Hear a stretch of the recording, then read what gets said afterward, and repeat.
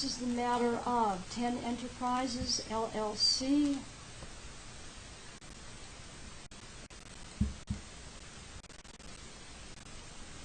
Versus David Herman, case number CC2018-152163. This is a time set for a forcible action. It is 11 o'clock on August 16th, 2018. For the plaintiff, we have? For the plaintiff, Your Honor, is Attorney Denise Holliday and a member from the LLC. All right, and sir, would you state your name? David Herman. All right. Mr. Herman, I'm going to ask you to raise your right hand. Do you promise to tell the truth, the whole truth, and nothing but the truth? Yes, Your Honor. All right, Mr. Herman, I'm going to start with you because that's going to determine how this case is going to proceed. I believe that you, on the original case, I'd like you to just stop with your paperwork so that you can make sure that you get everything that I say accurately.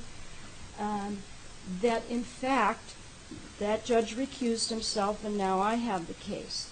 Aside from what the prior requirements were for following you an answer, I was very clear in my minute entry that you file an answer no later by August 10th.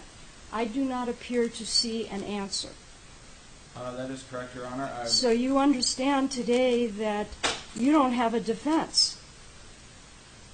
Your Honor, I would like to, if you allow for it, file a motion for extended time to file that answer. The minute entry was issued on August 8th.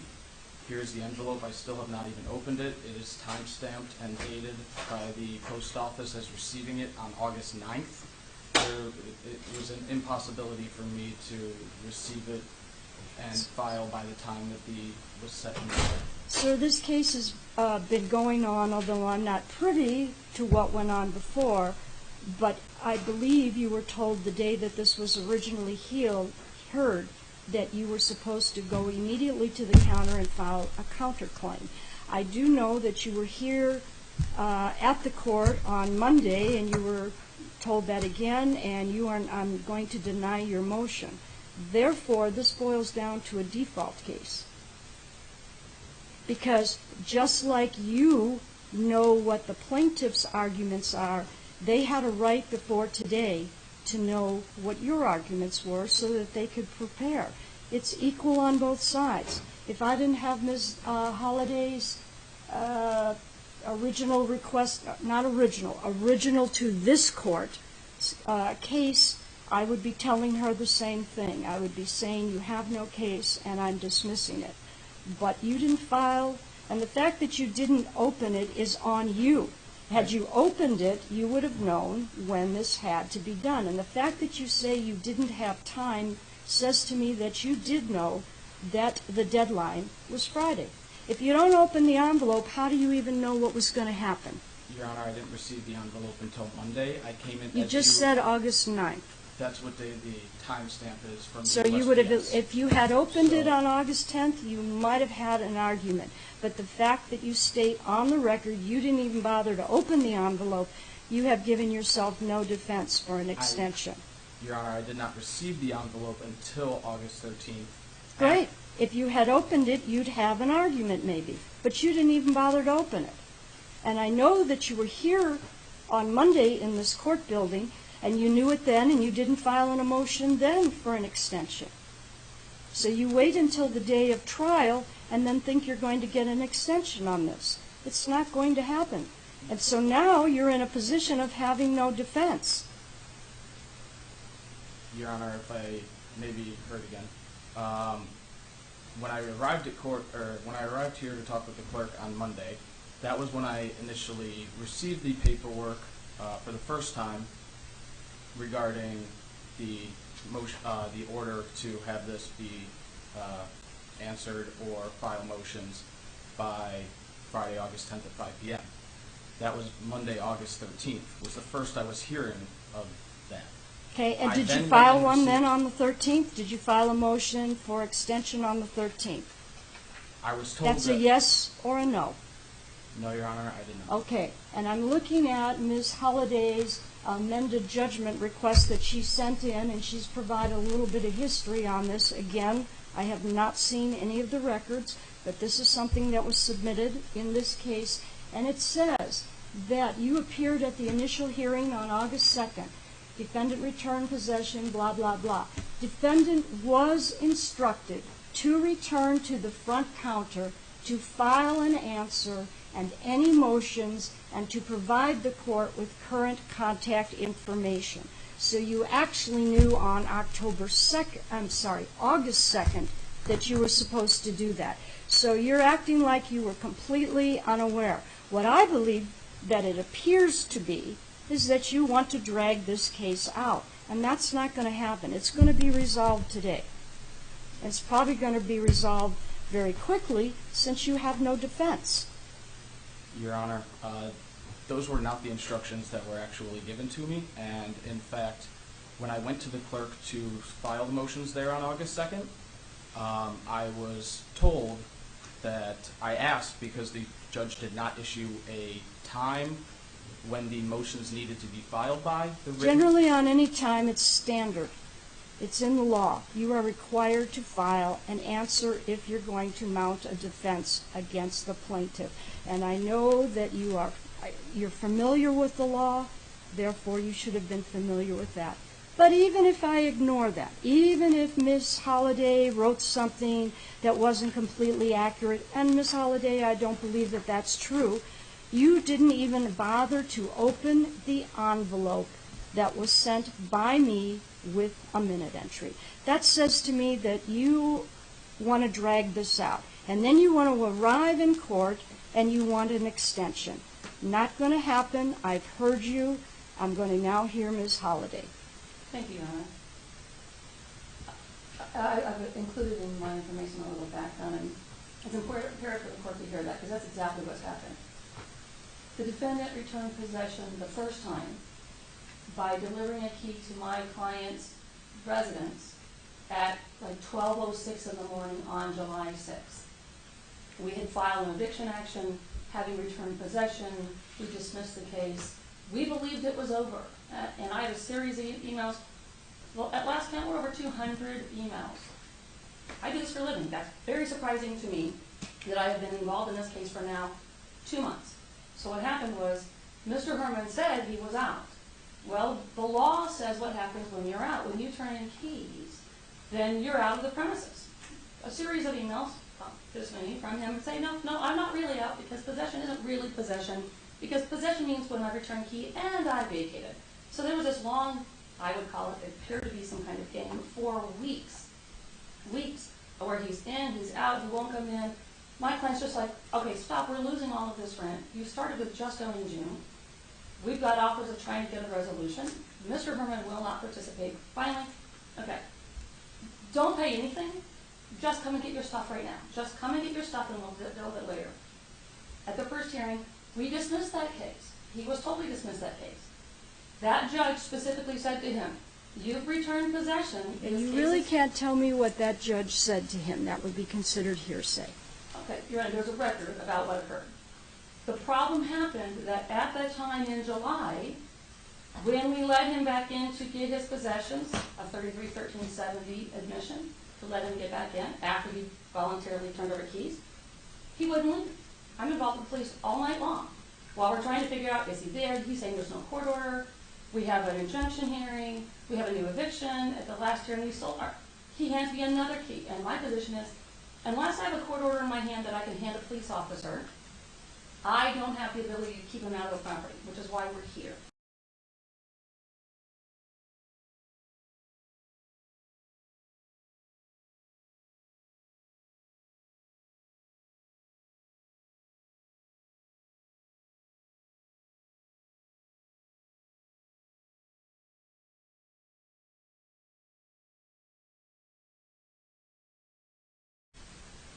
We believe that he's intentionally withheld this property for all this period of time solely to confuse this. So the court ordered at the last hearing, after he was out of possession, had possession, he handed us a key. I have a picture of a lock. He put a coded lock with punch codes on it, even though he handed us a key. So did he return possession or not? The court already ruled he's returned possession. This case, my client last night at 4 to 5, discovered that we might still have a hearing, she flew here in the middle of the night, because she's out of state, to be here for this hearing. We absolutely object to any of what he is saying. He was told by the court, go out front and give them your new address. That's clearly on the record. If he chose not to do that, he did so at his own peril. The court can't be chasing him down trying to find out does he get the mail or not. He has it. I just saw it on his desk. He has the information, including what I mailed him. I mailed him a copy of what I filed. He has those. Well, we are prepared. I agree with the court. He violated the court order. He had no intention of abiding by that order. If he didn't get it till Monday, he had all day Monday to do it. It is now Thursday. So I'm going to ask the court to issue a default. I'm going to still provide some information from my client so that when he tries to now say the order doesn't say what it says, it's very clear that this court's going to make some specific rulings, because I believe, based on the boxes of items that I have, that Mr. Herman is going to make some rulings that he's going to say you did not make. I want this court to rule that my client is the owner of the property. He's the lease with my client. He has a requirement to pay rent. He has a requirement to pay late fees. He had a requirement to return possession. We could actually ask for holdover damages because he was given a 30-day notice and had to be out by August 1st. We are not asking for that, but we legally are entitled to that under 33-1375. We want this court to make a ruling that he is in breach of his obligations and that he failed to pay the rent, and that we are entitled to a judgment as a matter of law, so that there's a clear line that Mr. Herman will be bound by. Because even after the order about possession, we still had all kinds of issues about whether or not we can dispose of his possessions. I've repeatedly explained to him the statute. 33-13 clearly says you return keys, we can immediately dispose of everything. And we need a clear order so my client's property isn't held in this weird, whatever it is that he's doing, for many more months. So I object to any motion to continue. Thank you. That motion has been ruled on. It is denied. Would May you I state reply, your name, Your Honor? please? If you raise your right hand, you promise to tell the truth, the whole truth, and nothing but the truth. I do. I have a simple question for you. Has the defendant paid rent in June? No. Has the defendant paid rent in July? No. Has the defendant paid rent in August? No. I guess that was really 3 questions. All right. You get a very limited time. The only issue here is, did you pay rent or did you not pay rent? That's the only thing that I'm entertaining today. Your Honor, first, for August, the lease term ended on July 31st. Are you still living there? No, Are your possessions there? they are. Then you are in possession of the property. Did you pay rent for August? I did not, Your Honor. Did you pay rent for July? That's a yes or a no. It's very simple. Have you paid rent for July? No, Your Honor. And I Have you paid rent for answers June? to why not? Have you paid rent for June? I did not, Your Honor. Okay, then However- you owe that rent, and I'm going to find that you haven't paid your rent, and if you haven't paid your rent, there is absolutely no reason why I would not evict you. Your Honor, may I be heard? On only the topic of rent. Fantastic. The plaintiff accepted partial payment of rent that Let was me due. see your receipt. I can show it to you on my phone, Your Honor. Well, did she accept partial payment in June? Yes. Okay, great. So she didn't, so what about July? The eviction action was filed prior to July rent being due, so June rent, I had not had access to the property other than 3 days after July 5th. They gave me access, permitted access to the property. So they were being nice to you, even though you turned in the keys, which in essence you surrendered possession. So then the fact that they let you go into the apartment, they were actually nice to you. Your Honor, Did you pay in August?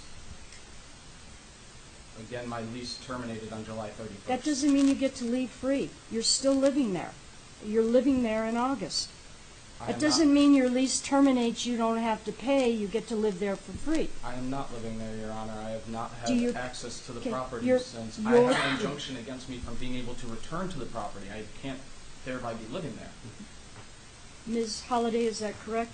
Yes, if I can respond real briefly. On the issue of possession, on August 2nd, he turned over a key. Once again, as he did in July, he has refused to address the issue of possession of his stuff. The court ordered that he did not have the right to continue to be in the property and ordered that if he returned, like the court order specifically says that possession of the property is delivered to my client, that specific address, including Unit 14, and if he returned, he would be in violation of the order. However, may I see that? I'm sure absolutely. It's in the computer, but it's always faster. I'm not a computer whiz. Absolutely, Your Honor. However, 33-13-77 specifically says, when a defendant has possession of the property in an eviction judgment, the day that we're in court, which was the 2nd of August, my client's entitled to the rent for that rental period. The fact that he says he gave up possession on that day, as this is done in every single court on the state of Arizona, if I'm in court on the first day of the month, I'm entitled to August rent under 33-13-77. We were in court on the 2nd of the month. I'm clearly entitled to rent for the month of August. So whether or not he physically, and I just want to make sure I clarify something. You said that you were still in possession of the property. I believe that Mr. Herman is going to take this recording and will lead either a police officer or a locksmith, as he's done on multiple occasions, and he will tell them, this court said, I'm in possession of the property, therefore you must let me back in. And I want to make it very clear, I believe you did not say that. I did not say that. I said that in terms of rent owed. When I sign, if and when I sign the judgment today, there will be no doubt that your client will have possession of the property.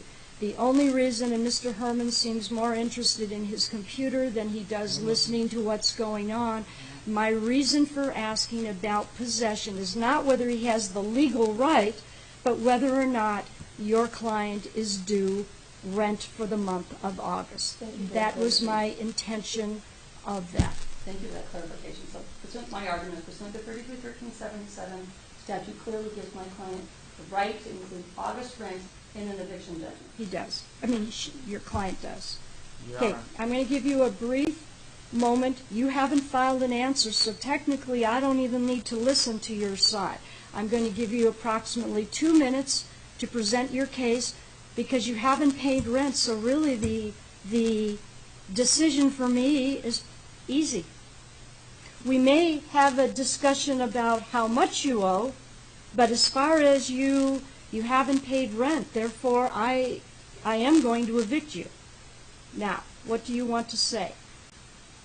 First, Your Honor, rent is a term of art defined by statute 33-13-10. Rent is defined as being the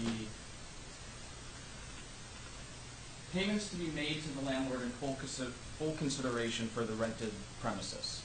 Full consideration means both the right of possession and physical possession. Did you pay rent?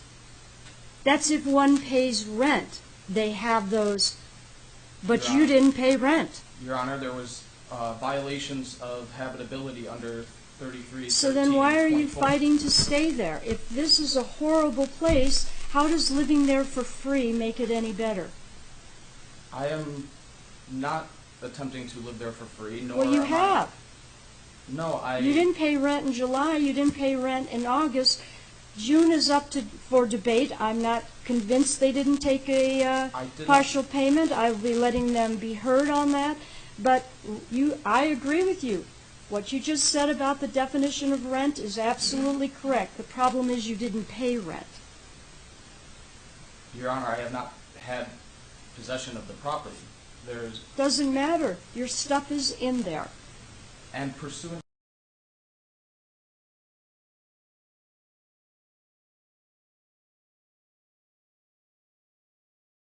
the law, I mean, once I move out, the landlord has remedies for possessions that are left behind. So my providing them with keys and delivering them physical possession as demanded by the order and as required to comply by law, I surrendered physical possession. The special detainer action that the plaintiff has taken is an action to determine the right of possession. That was voluntarily, the first action was voluntarily dismissed, which means that I still had the right to possession. No, actually, I have an order here. That was the second eviction action, Your Honor. Okay, second eviction. It was signed by Judge McMurray on August 2nd, and it clearly says that if you return to the premises, you will be in violation of this order and may be charged with criminal trespass, and the jury trial will be vacated. Now, how did you get back into the property after you surrendered keys? The attorney for the landlord allowed me possession, and the property manager opened up the door. Was there any other time that you got into the apartment?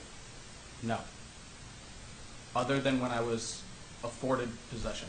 Okay, so in other words, they were pretty decent with you. You had surrendered your keys, and they let you back in to get your stuff. Did you get your stuff? I attempted to. I have Wait, a two-bedroom attempted to. condo. They opened the door for you, not once, but twice. Did you get your belongings? Many That's of a them. simple question. Many of them. Did most you of them. get all your belongings so that they were able to re-rent it? They're able That's to re-rent. simple. Did you get all your belongings? That's a yes or a no. No, I did not get all my belongings. Okay, so this is a simple case, just as it would be on any case that I hear. No rent, no stay. That's how it works. I understand that. That's why I have not I have not filed any sort of claims for recovery of possession, because I understand. I believe. But you are in possession, not legally. You are only in possession of the fact that they can't rent it. Your And Honor, they gave you every opportunity that you requested to get your belongings out. Your Honor, they can re-rent it. They can store my belongings off-site. Why should they incur more cost because you have possession, not legally, but for the terms of rent, you have possession, and why should they incur cost? You've had a long time to get your belongings out. You had the month of July. You had the month of August. Your Honor, may I Okay, be heard? you may hear one more time, and then I'm going to rule on the eviction. Pursuant to their a party who moves forward with a claim, they have an obligation to mitigate damages. It would have been less costly for them to remove my belongings and put them into a storage that, for instance, there's storage units available for $1 a month, and they could have hired somebody to They move my could belongings. have, they Additionally, might my have. furniture, they could have rented the property as furnished. They don't they could- have to. And you know what you could have done? You're very clear on what they could have done. You know what you could have done? You could have paid rent. But you didn't. Your And Honor, they have, in essence, been carrying your load. Your Honor, there was And you know what? the On air August conditioning 2nd, was after broken. 5 days, they could have thrown your stuff out. But they didn't. They're still giving you a break. Now, the break is over. Because you are going to get an order. I'm going to make sure it is real clear that they will have possession of this property. And then, if they toss your stuff, that's going to be the way it is. Because I believe you're an intelligent man. I believe that you're interpreting the law about them. But you know what I find in eviction court? That nobody ever, the defendants and landlords, when they're not attorneys, they always read the part in the law about the other party, what their responsibilities are. They never read the part about what their responsibilities are. If you had paid the rent and they had gotten rid of your stuff, you'd have an argument. But they didn't do either, and you didn't pay the rent. Your Honor, pursuant to ARS 13343, rent is not, cannot be paid or cannot be accepted when there is a habitability issue. That's not- Great. that's not And the then code. why did you still inhabit it?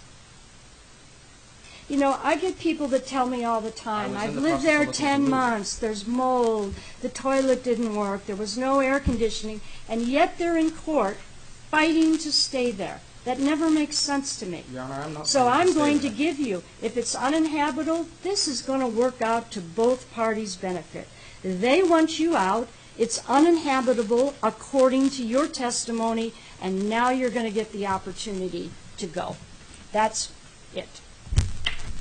Additionally, Your Honor, the landlord, pursuant to, Why don't you read the part about what it says about your obligation to pay a rent? Let's hear the pursuant to on that. it says that a tenant is, I don't have the exact statute, but that. Oh, see what I mean? You have the exact statute on what they need to No, I do, can quote you but the you exact- don't I have can- the exact statute on what you're I don't have supposed the to statute do. number, but that I could actually quote verbatim. Tenant is close enough to verbatim. Tenant is not allowed to withhold rent for any reason not permitted by the chapter. There are Correct. reasons not to pay. There are reasons within the chapter that a tenant No. is not allowed to, or is You- allowed to withhold rent. If you put in writing, you have them served about some uninhabitable problem, I did and you that. give them 10 days, then what the law says is you can break the lease and move at no harm to yourself. It doesn't say you get to live there free. Your Honor, within Okay. those 10 days, they filed. I did provide notice in writing. Within the 10 days. Great, and they didn't fix it, you have to Within move. the 10 days, they instead filed an eviction action. Great. They wanted you out. Is this a lease or a month-to-month? This was a one-year term lease. Okay, and you said it was up July 31st. Why didn't you vacate? Your Honor, I vacated the premises. No, your belongings are still in there. Your Honor, I was unable to remove all of them. That is a personal problem. That is not their problem. So, I find that you are in breach. You have not paid the rent for, by your own admission, July and August. You are going to have to move. The only issue here is he raises the issue about a partial payment in June. I'm ready to present evidence on that with my client, Your Honor. Go ahead. I don't know that she's been sworn in. Yes. Sorry, thank you. So, Rene, you're a managing member for the LLC, is that correct? Okay. And did you accept a partial payment in June? No. Did the defendant give you any kind of breach notice wherein he hired a licensed bonded contractor to fix anything? No. Did he in fact, both times that you let him in, isn't it true that he refused to leave until there was a court order making him do so? Yes. All right. Your Honor, may Let me I- see your receipt. That's all I want to hear from you. I don't want to hear pursuant to. I don't want to hear anything else. If you state that you gave a partial payment, let me see proof of that.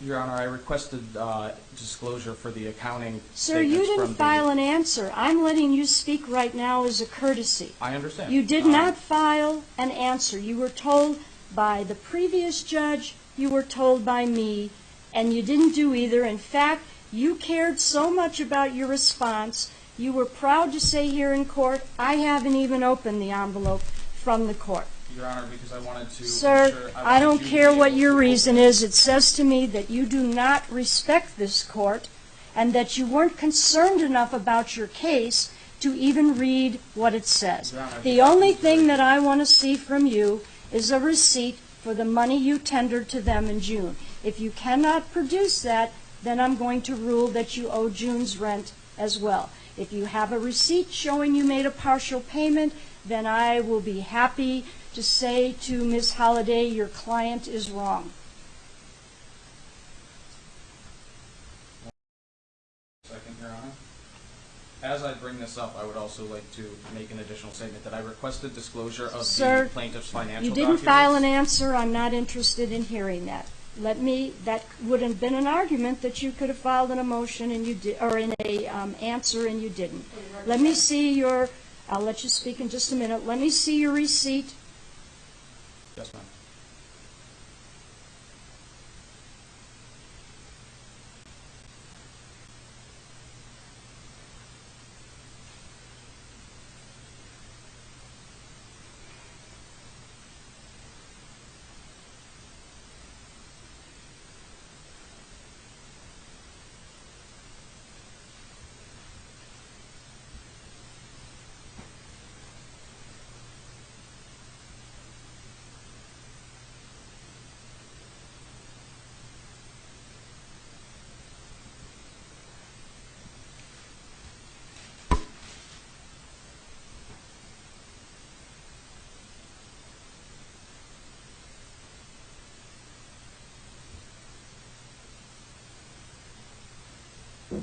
Your Honor, any approach? You may. Ms. Holliday, you may approach. Dated June 19th, 2 payments of $1565 to 10 Enterprises.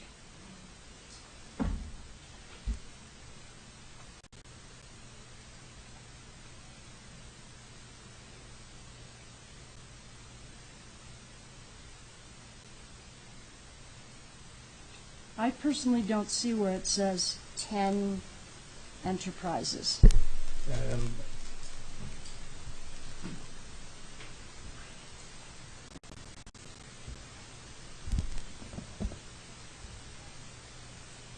That doesn't show me that you made a payment. That's my statement, and it says I can show you. It says negative $1565 accepted by them. Can we be heard on that, Your Honor? Okay, you can have a seat. Thank you, Your Honor. Your Honor, what he's not telling you is that he paid those payments prior to the 5-day notice, that those were for the previous months that he owed. There was no part May. For May and for April. My client has been very patient for many, many months because he's a law school student, trying to work with him and help him along the way. They issued a brand new notice. The new eviction wasn't filed until July, pursuant to 33-1371, we had every right to pursue. That eviction was dismissed, and they filed a new one.